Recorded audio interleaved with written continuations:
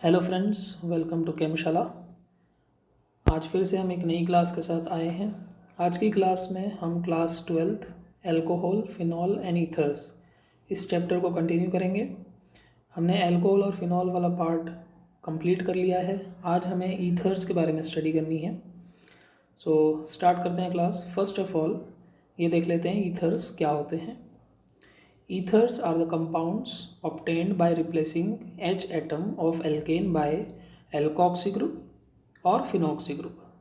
मतलब अगर हम किसी एल्केन की बात करें,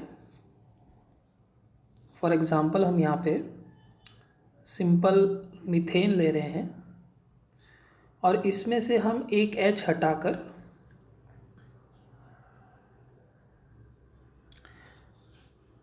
जब हम एक H हटाएंगे तो ये बन जाएगा CH3 and we are replacing that hydrogen by alkoxy group और phenoxy group. Now what do you mean by alkoxy group? Alkoxy group is O attached with any alkyl group. So अगर हम simple सा एक alkoxy group लें O attached with CH3, तो ये जो अब कंपाउंड हमें मिला है इसे हम ईथर कहेंगे।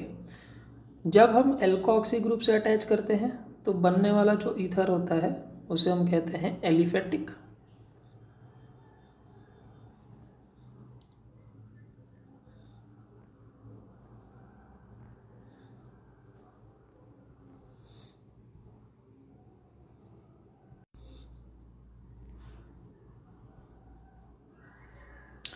और अगर हम फिनॉक्सी ग्रुप लेते हैं, फिनॉक्सी ग्रुप क्या होता है? जिसमें O से बेंजीन रिंग अटैच होगी।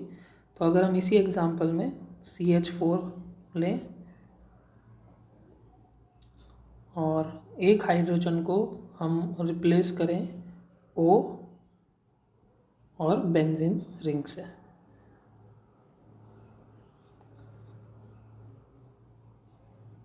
इसे हम कहते हैं फिनॉक्सी ग्रुप।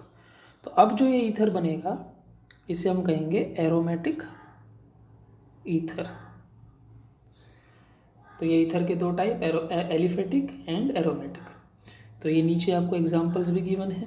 जब O के दोनों तरफ चेन हो, जैसे इन दोनों कंपाउंड्स में है, तो इसको हम कहेंगे एलिफेटिक। और अगर एक भी तरफ अगर रिंग होती है तो उसे हम कहते हैं aromatic. PH is short representation for phenyl group. तो आई होप आपको इसका मतलब समझ में आया होगा। नेक्स्ट पॉइंट पे आते हैं, टाइप्स ऑफ ईथर्स। अब जो ईथर्स हैं उसके दो टाइप्स होते हैं। एक है सिमेट्रिकल ईथर। सिमेट्रिकल ईथर उसे कहेंगे जब दोनों तरफ, जो O के दोनों तरफ ग्रुप्स हैं वो दोनों आइडेंटिकल हो, तो बनने वाले ईथर को हम कहते हैं सिमेट्रिकल। जैसे अगर आप इस एग्जांपल में देखेंगे तो O के लेफ्ट साइड में भी CH3 है और राइट साइड में भी CH3 है, तो ये दोनों ग्रुप आइडेंटिकल है। उसी तरह से सेकेंड एग्जांपल में भी O के दोनों तरफ इथाइल ग्रुप्स प्रेजेंट है, यानी कि अगर हम कहें O है और O के दोनों तरफ जो R ग्रुप्स लगे हुए हैं अगर वो सेम है तो हम कहेंगे कि ये सिमेट्रिकल है। और अगर एक R दूसरे से अलग है तो हम ऐसे रिप्रेजेंट कर सकते हैं R और R', तो ये हुआ अनसिमेट्रिकल। ठीक है, तो ये दो टाइप होते हैं, सिमेट्रिकल एंड अनसिमेट्रिकल। अनसिमेट्रिकल में दोनों साइड ग्रुप क्या होंगे? डिफरेंट होंगे। जैसे यहाँ पर CH3 है तो यहाँ पे CH2 CH3 है, यहाँ CH3 है तो यहाँ बेंजीन रिंग है। तो जब दोनों एल्काइल ग्रुप या दोनों साइड ग्रुप्स अगर सेम होते हैं तो सिमेट्रिकल, और अगर डिफरेंट होते हैं तो अनसिमेट्रिकल। अब नेक्स्ट पॉइंट देख लेते हैं, दैट इज प्रिपरेशन मेथड्स। तो हमें ये देखना है कि हम ईथर्स को किन मेथड से प्रिपेयर कर सकते हैं। तो फिलहाल हमारे सिलेबस के अकॉर्डिंग हमें दो मेथड्स देखनी है। First method is by dehydration of alcohol. इस मेथड में हम एल्कोहल के 2 मोल्स रिएक्ट करवाते हैं in the presence of H2SO4 as a catalyst. कोई हम मिनरल एसिड लेते हैं, जैसे कि यहाँ पे H2SO4 है, and we heat the alcohol in presence of H2SO4 एट 413 केल्विन। तो यहाँ क्या होगा कि दोनों एल्कोहल मॉलिक्यूल में से मिलाकर एक वाटर मॉलिक्यूल रिमूव होगा और जो बचा हुआ पार्ट है वो कंबाइन होके ईथर बन जाएगा। अब एक्चुअल में क्योंकि यहाँ पे वाटर निकल रहा है इसलिए हमने हेडिंग में डिहाइड्रेशन लिखा है, बट जब हम इस रिएक्शन का मैकेनिज्म देखते हैं तो हमें ये पता चलता है कि इट फॉलोज SN2 मैकेनिज्म। तो एक तरह से ये सब्स्टिट्यूशन रिएक्शन भी है, बट क्योंकि एक ओवरऑल यहाँ पे वाटर मॉलिक्यूल रिमूव हो रहा है तो इसे हम डिहाइड्रेशन भी कहते हैं। लेकिन हाँ, हमें इसे एलिमिनेशन से कंफ्यूज नहीं होना है। एलिमिनेशन इज़ डिफरेंट, यहाँ पर डिहाइड्रेशन फॉलोड बाय सब्स्टिट्यूशन हो रहा है। ठीक है, तो एक एग्जांपल देख लेते हैं। जैसे अगर हम यहाँ पर 2 मोल्स ले रहे हैं इथेनॉल के और हम सेम कंडीशन प्रोवाइड कर रहे हैं, तो एक वाटर मॉलिक्यूल रिमूव होगा और जो बचा हुआ हिस्सा होगा वो आपस में कंबाइन हो जाएगा। अब ये रिएक्शन किस तरह से होती है हम देख लेते हैं एक बार। जैसे CH3 CH2 OH, ये एक मॉलिक्यूल हो गया। दूसरे मॉलिक्यूल को हम इस तरह से लिखेंगे कि उसका OH हम यहाँ लेफ्ट में लिखेंगे समझने के लिए, CH2 CH3। तो बेसिकली ये दोनों ही इथेनॉल मॉलिक्यूल्स हैं। अब होता क्या है कि मैंने कहा आपको यहाँ से एक वाटर मॉलिक्यूल रिमूव होता है, तो ये एक वाटर मॉलिक्यूल यहाँ से रिमूव हो जाएगा। तो अब क्या हिस्सा बचता है यहाँ पे देखिए, CH3 CH2O बचा, तो CH3 CH2O और यहाँ पे डायरेक्टली CH2 CH3। तो आप देख सकते हैं कि ये ईथर फॉर्म हो रहा है। ठीक है, तो इस तरह से रिएक्शन होती है। नेक्स्ट पॉइंट है एलिमिनेशन वर्सेस सब्स्टिट्यूशन। जैसे कि अभी मैंने कहा आपको कि क्योंकि यहाँ पे वाटर मॉलिक्यूल रिमूव हो रहा है और इसका नाम भी डिहाइड्रेशन है, तो कभी कभी हम कंफ्यूज हो जाते हैं कि ये एलिमिनेशन रिएक्शन है, बट इट इज़ सब्स्टिट्यूशन। और एलिमिनेशन के साथ इसका क्या रिलेशन है, देखिए हमने एक रिएक्शन देखी थी इसी चैप्टर में कि जब हम किसी एल्कोहल को H2 और H2SO4 की प्रेजेंस में 443 केल्विन पे हीट करते हैं, तो वहाँ सिंपली एक सिंगल मॉलिक्यूल में से वाटर मॉलिक्यूल रिमूव हो जाता है और कोई भी चीज़ ऐड नहीं होती। तो ऐसी रिएक्शंस को हम एलिमिनेशन कहते हैं। ठीक है, जहाँ पर जो हमारा मेन रिएक्टेंट मॉलिक्यूल है वहाँ से सिर्फ एक ग्रुप निकल जाए और कुछ भी ऐड ना हो। तो जब एलिमिनेशन होता है एल्कोहल का, तो वहाँ पर वाटर मॉलिक्यूल रिमूव होके एल्कीन बनता है। ये आपको याद रखना है, एल्कीन। एलिमिनेशन में हमेशा क्या बनेगा, एल्कीन। बट इस केस में जब हम H2SO4 के साथ 413 केल्विन पे इसे हीट करते हैं तो वाटर रिमूव तो होता है लेकिन साथ में सब्स्टिट्यूशन भी होता है, जिसकी वजह से एल्कीन की जगह वी गेट ईथर। तो इसे हम कहेंगे SN2 सब्स्टिट्यूशन रिएक्शन। ठीक है, तो ये SN2 कैसे हो रहा है, सब्स्टिट्यूशन कैसे हो रहा है, ये हम बहुत ही अच्छे से मैकेनिज्म से समझ सकते हैं। तो नेक्स्ट पॉइंट पे आते हैं, मैकेनिज्म, और ये बहुत इंपॉर्टेंट है from the examination point of view. तो हम इसे मार्क करेंगे ताकि आपको ये याद रहे कि ये टॉपिक, ये मैकेनिज्म बहुत इंपॉर्टेंट है। अब इस मैकेनिज्म को हम ईथरिफिकेशन भी कह सकते हैं क्योंकि यहाँ ईथर बन रहा है। तो इस मैकेनिज्म के भी 3 स्टेप्स होते हैं। First step is protonation of alcohol. यहाँ सिंपली क्या होता है कि एक एल्कोहल मॉलिक्यूल में जो ऑक्सीजन पे लोन पेयर है वो अटैक करता है H पॉजिटिव पे। ये H पॉजिटिव कहाँ से आता है, हमारे एसिड से। तो सिंपली हमारा जो एल्कोहल मॉलिक्यूल है वो प्रोटोनेटेड हो जाता है, O पर पॉजिटिव चार्ज आ जाता है। ठीक है, second step is SN2 attack of alcohol. Second step में हम देख सकते हैं कि सब्स्टिट्यूशन कैसे हो रहा है। अब ध्यान से देखेंगे, अगर हम इस मॉलिक्यूल की बात करें जो प्रोटोनेटेड एल्कोहल है सेकेंड, अब उसमें क्योंकि ऑक्सीजन पर पॉजिटिव चार्ज है, that is it is oxonium ion, और ये ऑक्सीजन इलेक्ट्रोनेगेटिव भी है, तो ये कार्बन के साथ जो बॉन्ड है उनके दोनों इलेक्ट्रॉन को अपनी तरफ अट्रैक्ट करता है, खींचने की कोशिश करता है। लेकिन जब ये खींचने की कोशिश करेगा तो ये जो कार्बन है इस पर पॉजिटिव चार्ज, ये इलेक्ट्रॉन डेफिशिएंट होने वाला होगा। तो ऐसा नहीं होता कि वाटर मॉलिक्यूल कम्प्लीटली रिमूव हो जाता है। जैसे जैसे वाटर मॉलिक्यूल रिमूव हो रहा होता है, यानी एक ग्रुप निकल रहा होता है, उसी दौरान साइमल्टेनियसली दूसरा एल्कोहल का मॉलिक्यूल, मैंने आपको पहले ही कहा था कि इस रिएक्शन में हमें एल्कोहल के 2 मॉलिक्यूल यूज़ करने हैं। तो जो दूसरा मॉलिक्यूल होता है एल्कोहल का, अब क्योंकि उसके ऑक्सीजन पे लोन पेयर है तो वो एल्कोहल का मॉलिक्यूल यहाँ पर अब न्यूक्लियोफाइल की तरह बिहेव करता है और न्यूक्लियोफाइलिक अटैक करता है इस इलेक्ट्रॉन डेफिशिएंट कार्बन पे जो O से अटैच्ड है। क्योंकि एक तरफ से O इलेक्ट्रॉन लेकर जा रहा है तो उस कार्बन को इलेक्ट्रॉन की ज़रूरत है, इसीलिए simultaneously second alcohol molecule is acting as a nucleophile and it is attacking this carbon through SN2 mechanism. क्योंकि जब साइमल्टेनियसली चीज़ें होती है उसको हम कहते हैं SN2। तो अब क्या होगा कि यहाँ से तो वाटर मॉलिक्यूल रिमूव हो जाएगा, ये पूरा ये जो है ये वाटर मॉलिक्यूल बन के रिमूव हो गया।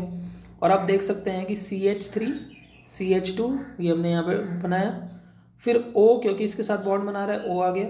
अब O से एक और CH2 CH3 अटैच है तो हमने वहाँ पे लिख दिया, और उस O से एक H भी अटैच है। तो क्योंकि ऑक्सीजन ने फिर से अपना लोन पेयर यूज़ किया है, ऑक्सीजन पे आ जाएगा positive charge. Now the last step is deprotonation. First step का बिल्कुल अपोजिट, यहाँ पर जो एक्स्ट्रा प्रोटॉन है अब वो रिमूव होगा।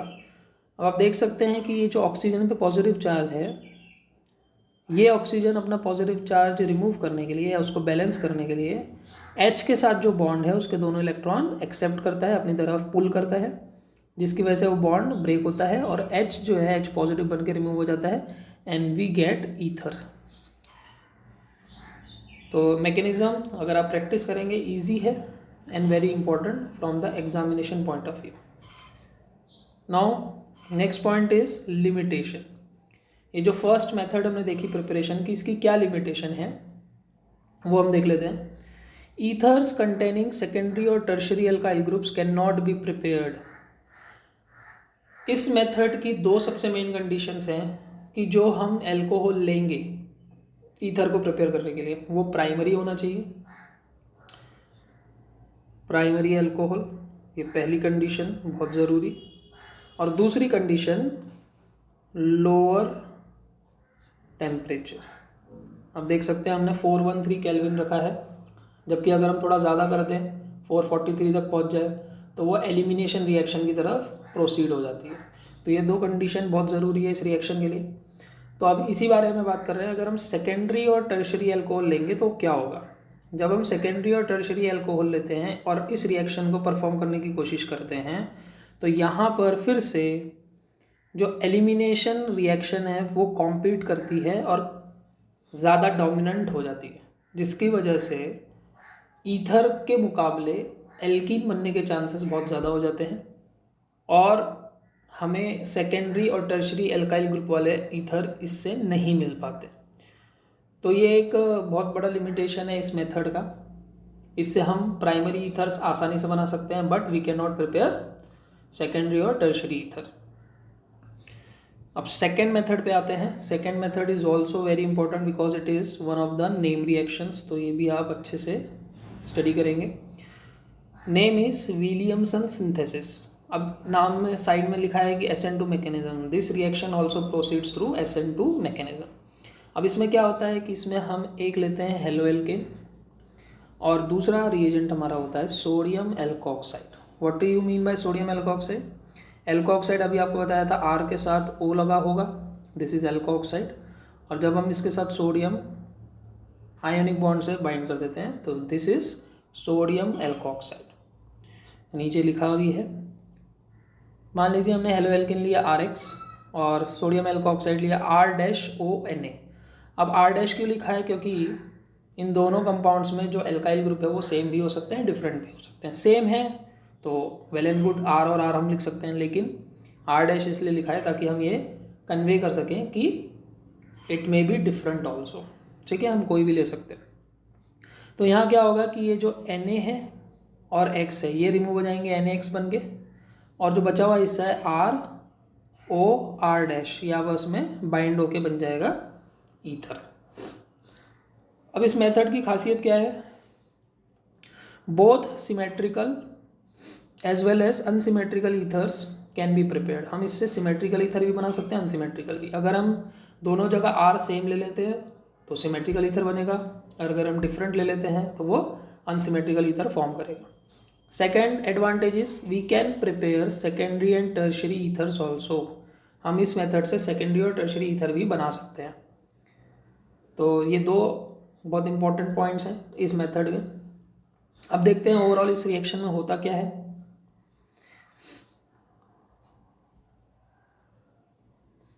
Alkoxide ion act as a nucleophile and exhibit SN2 attack on primary haloalkane।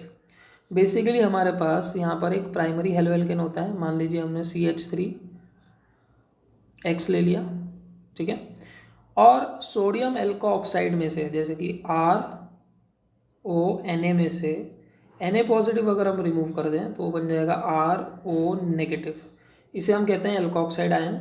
अब क्योंकि ये नेगेटिव है, इलेक्ट्रॉन रिच है, it will act as a nucleophile, ये एक न्यूक्लियोफाइल की तरह बिहेव करता है और अटैक करता है हमारे फंक्शनल कार्बन पे। जब ये अटैक कर रहा होता है तो साइमल्टेनियसली हेलोजन जो है वो इलेक्ट्रॉन पेयर लेकर रिमूव हो जाता है।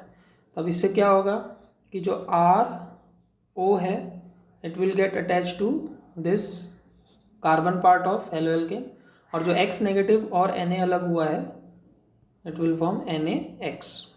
तो इस तरह से ये रिएक्शन प्रोसीड होती है। तो ये जो स्टेप है इट इज़ SN2 अटैक, ठीक है। अब लेकिन इस मेथड के भी कुछ पॉइंट्स हैं जो हमें याद रखने हैं। First point is for preparation of secondary and tertiary ether, secondary and tertiary sodium alkoxide should be used. मतलब कि अगर हमें ऐसा ईथर बनाना है जिसमें सेकेंडरी और टर्शरी ग्रुप हम ले रहे हैं या हमें चाहिए, तो हमें ये जो सेकेंडरी या टर्शरी एल्काइल ग्रुप है ये हमें सोडियम एल्कोक्साइड वाले रिएजेंट में लेना चाहिए। लेकिन हमें जो हेलो एल्केन है वो प्राइमरी ही रखना है। तो इसकी नेसेसरी कंडीशन क्या है, प्राइमरी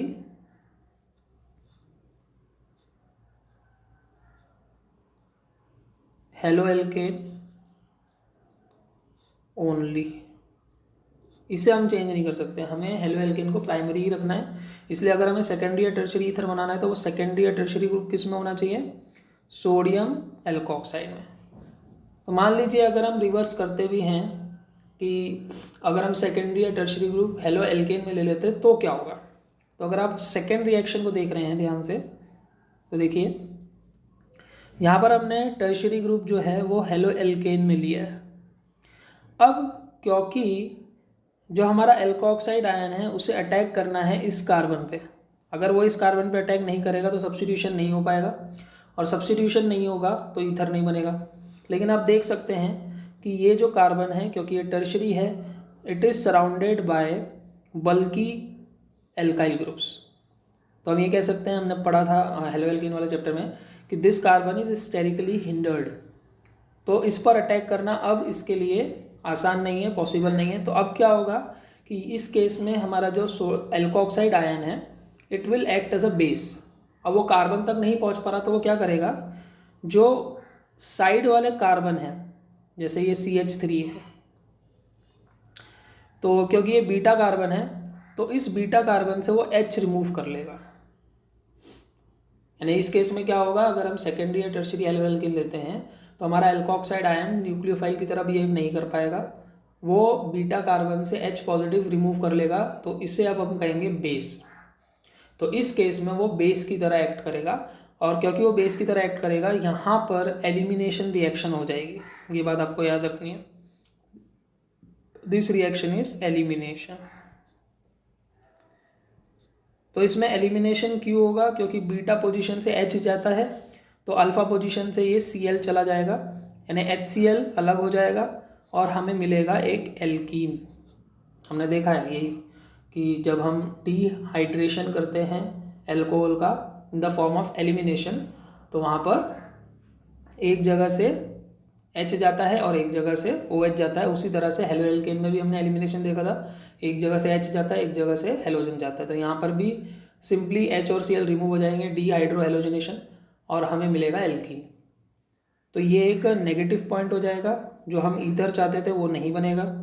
तो अगर हम चाहते हैं कि सेकेंडरी और टर्शरी ईथर बने तो ये जो पहली रिएक्शन है ये सही है, जो सेकेंडरी या टर्शरी ग्रुप हमें लेना है वो एल्कोक्साइड ग्रुप में लेना है, ताकि हमारा जो हेलो एल्केन वाला कार्बन है वो प्राइमरी हो और वो उसके आसपास कोई स्टेरिकल हिंड्रेंस ना हो, अटैक आसानी से हो जाएगा, ईथर यहाँ पे फॉर्म हो सकता है। देखिए टर्शरी, तो ये पॉइंट बहुत इंपॉर्टेंट है।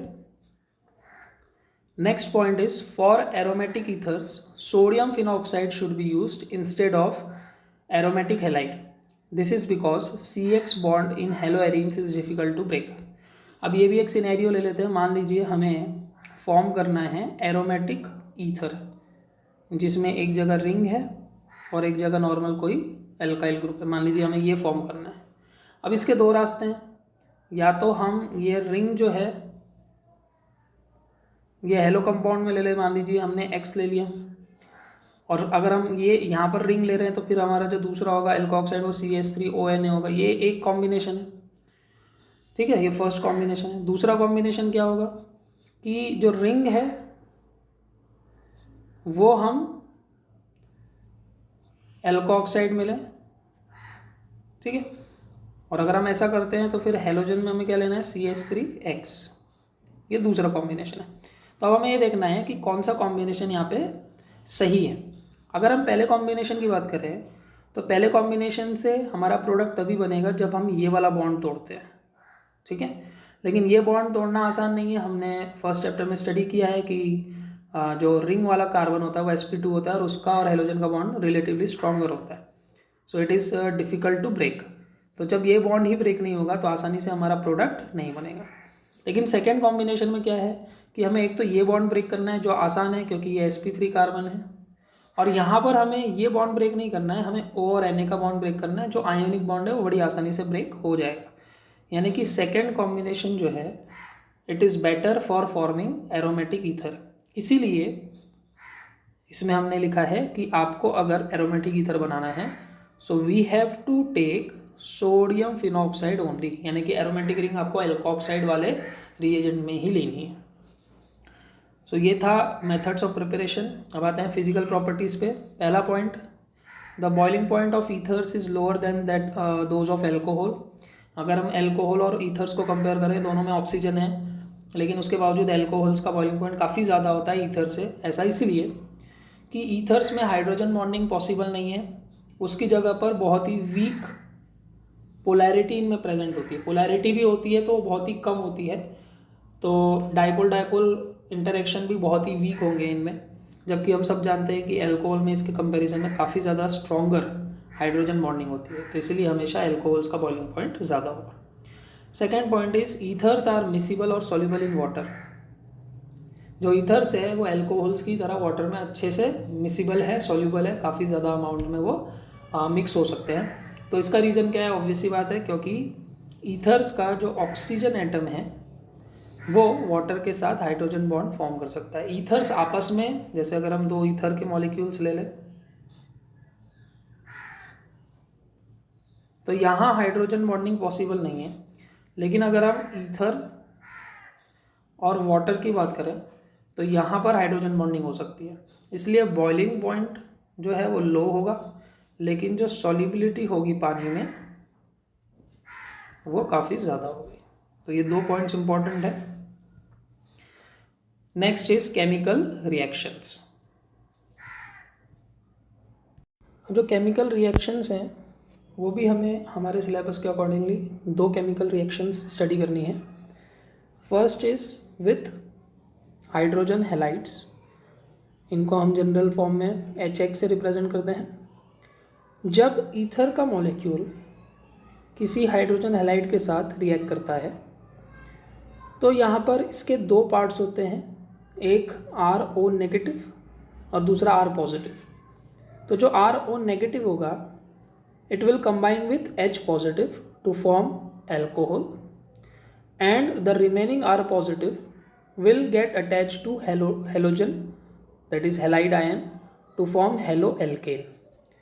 तो इस रिएक्शन में बेसिकली दो कंपाउंड्स फॉर्म होते हैं, एक हेलो एल्केन और दूसरा एल्कोहल। अब अगर हमारे पास हेलो एल्केन अगर हम इस रिएक्शन के लिए हाइड्रोजन हैलाइड एक्सेस में लेते हैं तो क्या होगा कि ये जो फर्स्ट स्टेप में एल्कोहल बना है जैसे कि ROH, अब अगर हमने HX को एक्सेस अमाउंट में लिया है तो उसका एक और मॉलिक्यूल वहाँ अवेलेबल होगा। It will again react with this alcohol to form RX plus water. यानी कि अल्टीमेटली फाइनली क्या होगा कि हमें, अगर हमने HX को एक्सेस अमाउंट में लिया है, we will get 2 molecules of haloalkanes, एक यहाँ फर्स्ट स्टेप में मिला था और एक सेकेंड स्टेप में मिलेगा। लेकिन अगर हम इक्विमोलर मिक्सचर ले रहे हैं रिएक्शन के लिए ईथर और हाइड्रोजन हैलाइड का, so we will get alcohol and haloalkane. ठीक है, अब इससे रिगार्डिंग, इस रिएक्शन से रिगार्डिंग कुछ इंपॉर्टेंट पॉइंट्स हमें जो याद रखने हैं exam point of view. First is if alkyl aryl ether is taken, मान लीजिए हमने ऐसा ईथर रिएक्शन के लिए लिया है जिसमें एराइल ग्रुप है, मतलब बेंजीन रिंग है, तो हम शॉर्ट में कह सकते हैं एरोमेटिक ईथर, हम यहाँ पे एरोमेटिक ईथर की बात कर रहे हैं। So if we take aromatic ether for reaction, always alkyl oxygen bond is cleaved due to more stable aryl oxygen bond. यानी कि क्या यहाँ पे कहने का मतलब है कि अगर मान लीजिए ये हमारे पास एरोमेटिक ईथर है, रिंग, उस पर O और फिर एक और एल्काइल ग्रुप, तो अब यहाँ पर जब ये रिएक्शन होगी तो यहाँ पर पॉसिबिलिटी है कि एक तो ये बॉन्ड भी ब्रेक हो सकता है या फिर ये बॉन्ड ब्रेक हो सकता है। बट क्योंकि फिर से वही हमारा कंसेप्ट है कि जो रिंग वाला कार्बन होता है वो sp2 होता है और उससे बनने वाला बॉन्ड रिलेटिवली स्ट्रॉन्गर होता है, इसीलिए ऐसी सिचुएशन में हमेशा हमारा जो एल्काइल ग्रुप है और ऑक्सीजन एटम है, इनके बीच का बॉन्ड ही ब्रेक होगा। और अगर ऐसा होगा तो इस केस में हमेशा जो रिंग वाला पार्ट है उसके साथ ऑक्सीजन जाएगी और O पे क्योंकि नेगेटिव चार्ज आएगा तो वो कंबाइन होगा H के साथ, मतलब कि हमारा ऐसे केस में हमेशा एक प्रोडक्ट होगा फिनॉल, एक प्रोडक्ट फिक्स रहेगा, दैट इज फिनॉल। और जो दूसरा एल्काइल ग्रुप था वो कंबाइन होगा हमारे हेलोजन के साथ टू फॉर्म हेलो एल्केन। तो यही बात हमने इस पॉइंट में समझाई है। नेक्स्ट पॉइंट पे आते हैं, order of reactivity of hydrogen halides is. तो आप सब जानते हैं कि अगर ये रिएक्शन हमें प्रोसीड करवानी है तो H और X के बीच में जो बॉन्ड है उसका ब्रेक होना ज़रूरी है। और हम सब ये भी जानते हैं कि H और I का बॉन्ड जो है सबसे वीक होता है और सबसे आसानी से ब्रेक हो सकता है। So therefore the order of reactivity follows the order कि सबसे ज़्यादा रिएक्टिविटी HI की होगी, थोड़ा उससे कम HBr और सबसे कम HCl।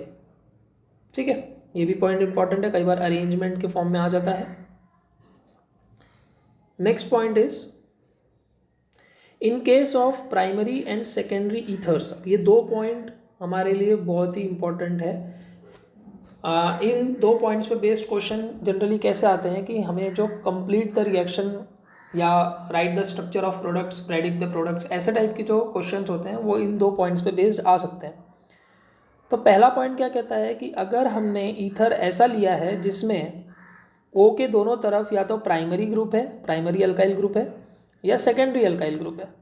ठीक है, अब हम एलिफेटिक ईथर्स की बात कर रहे हैं यहाँ पर क्योंकि एरोमेटिक वाला पॉइंट हम देख चुके हैं। तो अगर O के दोनों तरफ जो अल्काइल ग्रुप्स प्रेजेंट हैं, अगर वो प्राइमरी हो या सेकेंडरी हो, तो दोनों ही केस में ये जो रिएक्शन है ये SN2 मैकेनिज्म से प्रोसीड करेगी। ठीक है, और ऐसे केस में क्योंकि हम सब जानते हैं SN2 का मतलब होता है कि इस केस में न्यूक्लियोफाइल साइमल्टेनियसली अटैक करेगा और वो चाहता है कि जिस कार्बन पे वो अटैक कर रहा हो वो मिनिमम स्टेरिकली हिंडर्ड हो, मतलब उसके आसपास ज़्यादा बल्कि ग्रुप ना हो, मतलब वो छोटा ग्रुप हो। इसीलिए ऐसे केस में हमेशा जो स्मॉलर एल्काइल ग्रुप अटैच होगा O से वो हैलाइड बनाएगा, क्योंकि यहाँ पर हमारा जो हैलाइड आयन होगा वो न्यूक्लियोफाइल होगा। So halide will always attack on the smaller alkyl group, और जो लार्जर एल्काइल ग्रुप होगा वो अल्कोहल बनाएगा। तो ये पॉइंट हमेशा हमको याद रखना है। जैसे कि नीचे एग्जाम्पल है, इस एग्जाम्पल में जो ईथर हमने लिया है उसमें एक तरफ CH3 ग्रुप है और एक तरफ इथाइल ग्रुप है। अब हम सब जानते हैं इथाइल ग्रुप थोड़ा बल्कि है जबकि CH3 ग्रुप छोटा है, इसलिए हमारा जो I नेगेटिव होगा halide ion, it will always go with CH3 to form CH3I, और जो बचा हुआ हिस्सा है CH3 CH2O वो H के साथ कंबाइन होकर एल्कोहल बनाएगा।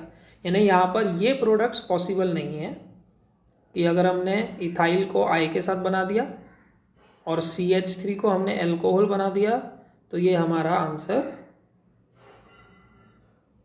गलत होगा। तो इसलिए हमें प्रिकॉशन से ये पॉइंट याद रखना है कि अगर ऐसी सिचुएशन में ये रिएक्शन का हमें प्रोडक्ट प्रेडिक्ट करना है तो हमें ये रूल पता होना चाहिए। लेकिन अब जो सेकंड पॉइंट है, अगर हम ऐसा कोई ईथर ले रहे हैं जिसमें एक तरफ टर्शियरी ग्रुप है, ओ से डायरेक्टली टर्शियरी ग्रुप अटैच्ड है, तो क्योंकि हम सब जानते हैं टर्शियरी के केस में हमेशा SN1 मैकेनिज्म होता है, तो अब यहाँ पर SN1 से रिएक्शन होगी, और जब SN1 से रिएक्शन होती है तो कार्बोकटायन फॉर्म होता है, ठीक है। तो ऐसे केस में दो पॉसिबिलिटीज़ हैं कि जो टर्शियरी वाला ग्रुप है या तो वो टर्शियरी कार्बोकटायन बनाए, या फिर जो दूसरी तरफ प्राइमरी या सेकेंडरी ग्रुप प्रेजेंट होगा वो कार्बोकटायन बनाए। लेकिन हम सब जानते हैं कि जो टर्शियरी कार्बोकटायन है it is most stable among this three, इसलिए टर्शियरी कार्बोकटायन ही फॉर्म होगा, और जो कार्बोकटायन होगा उसी पे हमारा न्यूक्लियोफाइल मतलब कि हैलाइड आयन अटैक करेगा। यानी कि इस केस में हमेशा बाय डिफ़ॉल्ट हमारा जो हैलाइड आयन होगा वो टर्शियरी वाले पार्ट पे ही अटैक करेगा और हमें टर्शियरी हेलो एल्केन मिलेगा। तो ये थोड़ा सा रिवर्स हो गया। अगर हम यहाँ पे साइज के हिसाब से बात करते हैं तो ये पहले वाले पॉइंट से रिवर्स्ड, लेकिन यहाँ पर साइज वाली बात नहीं आ जाती, यहाँ पर बात आती है स्टेबिलिटी ऑफ कार्बोकटायन की, क्योंकि यहाँ SN1 मैकेनिज्म हो रहा है और क्योंकि टर्शियरी ही सबसे ज़्यादा स्टेबल होगा, इसलिए ऐसे ईथर जिसमें टर्शियरी ग्रुप होगा उसमें हमेशा टर्शियरी वाला पार्ट हैलाइड बनाएगा और जो दूसरा पार्ट होगा वो एल्कोहल बनाएगा। जैसे कि आप इसमें देख सकते हैं कि ये जो टर्शियरी ग्रुप है जो O से अटैच है ये बना रहा है हमारा हैलाइड, और जो स्मॉलर पार्ट है प्राइमरी या सेकेंडरी वो बना रहा है अल्कोहल। तो ये दो बिल्कुल कॉन्ट्राडिक्टरी पॉइंट है, तो आपको ये याद रखना है कि प्राइमरी सेकेंडरी में SN2 और टर्शियरी के केस में SN1। तो ये पहली रिएक्शन थी हमारी। अब हम सेकेंड रिएक्शन पे आते हैं। Second reaction is electrophilic substitution. तो ये ऑलरेडी हमने बाकी चैप्टर्स में भी देखी है, तो यहाँ पर भी हम वो कंसेप्ट अप्लाई करेंगे कि हम एक एरोमेटिक ईथर ले रहे हैं, और क्योंकि एरोमेटिक ईथर है तो उस पर बाय डिफ़ॉल्ट OR ग्रुप लगा होगा, यानी एक तरफ R ग्रुप है O के और एक तरफ बेंजीन रिंग है। तो क्योंकि ये जो एल्कोक्साइड ग्रुप है, एल्कोक्सी ग्रुप, ये होता है इलेक्ट्रॉन डोनेटिंग, ठीक है, इलेक्ट्रॉन डोनेटिंग, और we can say electron releasing group, it is electron releasing group. तो ये जब रिंग पे अटैच होगा तो ये +R इफेक्ट शो करेगा। तो +R इफेक्ट शो करने की वजह से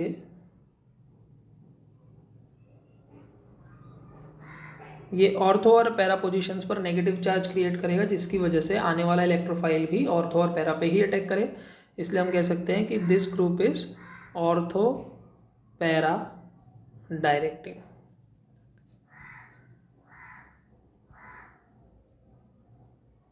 ठीक है, यानी यहाँ पर भी इलेक्ट्रोफिलिक सब्स्टिट्यूशन रिएक्शन जब हम ईथर पे कैरी आउट करेंगे, so we will get a mixture of two products, first is ortho, second one is para, and as we all know para product will be major product। तो one by one इसके examples हम देखते हैं। First example is halogenation. तो halogenation में हमने ether के example में लिया एनिसोल, सिंपलेस्ट एरोमेटिक ईथर, कि इसमें एक तरफ CH3 ग्रुप है और एक तरफ बेंजीन रिंग है। अब हेलोजनेशन में हमें जो एग्जांपल देखना है वह है ब्रोमिनेशन का। तो ब्रोमिनेशन के लिए हम Br2 in presence of ethanoic acid use करते हैं। सो एक प्रोडक्ट में पैरा पोजीशन पे Br लगेगा, para bromo anisole major product, और दूसरे में ऑर्थो पे लगेगा, इट इज़ माइनर प्रोडक्ट। अब इस रिएक्शन के लिए जो नॉर्मली हम क्या करते हैं, हेलोजनेशन के लिए हम कोई एक ल्यूइस एसिड यूज़ करते हैं, लेकिन यहाँ पर क्योंकि हमारा जो एल्कोक्सी ग्रुप है वो कुछ ज़्यादा ही स्ट्रॉन्ग इलेक्ट्रॉन रिलीजिंग ग्रुप है, इसलिए वो रिंग को बहुत ज़्यादा एक्टिव कर देता है टूवर्ड्स इलेक्ट्रोफिलिक सब्स्टिट्यूशन, इसीलिए हमें यहाँ पर ल्यूइस एसिड की ज़रूरत नहीं पड़ती।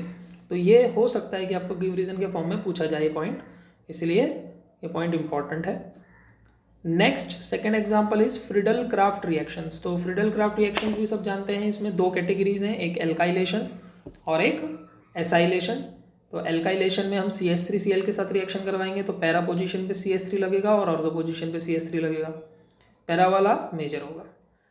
यहाँ पर हम जैसे यूजुअली हम लुईस एसिड लेते हैं अनहाइड्रस AlCl3, वो हम लेंगे। एसाइलेशन में हम CH3CO ग्रुप को अटैच करते हैं, पैरा पोजीशन पे COCH3 और ऑर्थो पोजीशन पे COCH3, इसको कहते हैं एसाइल और एसिटाइल ग्रुप। लास्ट एग्जाम्पल जो हमें देखना है वो है नाइट्रेशन। तो नाइट्रेशन के लिए हम सब जानते हैं रिएजेंट होता है mixture of concentrated H2SO4 and HNO3।